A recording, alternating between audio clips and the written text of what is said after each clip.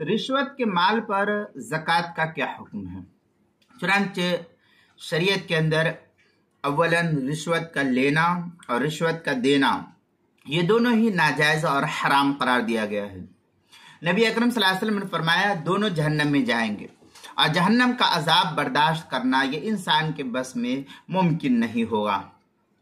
چنانچہ حدیث پاک ہے عن ابی ہریرہ رضی اللہ تعالی عنہ قال قال رسول اللہ صلی اللہ علیہ وسلم لعن اللہ الراشی والمرتشی فی الحکم۔ یہ مسند امام احمد ابن حنبل جلد نمبر 2 صفحہ نمبر 387 388، ترمذی شریف حدیث نمبر 1336 پر اس کو نقل کیا ہے۔ آگے ابو داؤد کی روایت ہے وعن عبداللہ ابن عمر ولعن رسول اللہ صلی اللہ علیہ وسلم الراشی والمرتشی، ابو داؤد حدیث نمبر 3580، ترمذی 1337 حدیث نمبر، ابن ماجہ شریف حدیث نمبر 2313، جامع ترمذی جلد نمبر 1 صفحہ نمبر 248، کتاب الاحکام جو HM سعید کراچی پاکستان کا چھپا ہوا نسخہ ہے اس کے اندر۔ یہ تو ایک صورتحال تھی۔ دوسرے صورتحال یہ کہ رشوت کے مال یا پیسے پر زکوٰۃ کا وجوب نہیں ہے۔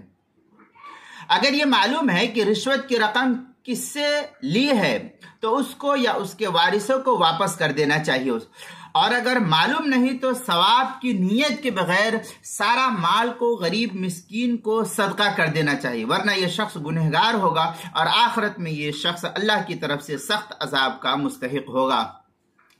چنانچہ فتاوی شامیہ میں وَلَوْ كَانَ الْخَبِيثُ نِصَابًا لَا يَلْزَمُهُ الزَّكَاةُ لأن الكل واجب التصدق علیہ فلا يفید ایجاب التصدق ببعضه۔ اس طریقے کے الفاظ فتاوی شامی جلد نمبر 2 صفحہ نمبر 291 اور جلد نمبر 5 صفحہ نمبر 99 جو HM سعید کراچی پاکستان کا چھپا ہوا نسخہ اس کے اندر۔ اسی طریقے سے زکوٰۃ کے مسائل کا انسائکلوپیڈیا اس کے حروف تہجی را عنوان ہے رشوت کے مال پر زکوٰۃ، صفحہ نمبر 184 پر اس کو نقل کیا گیا ہے۔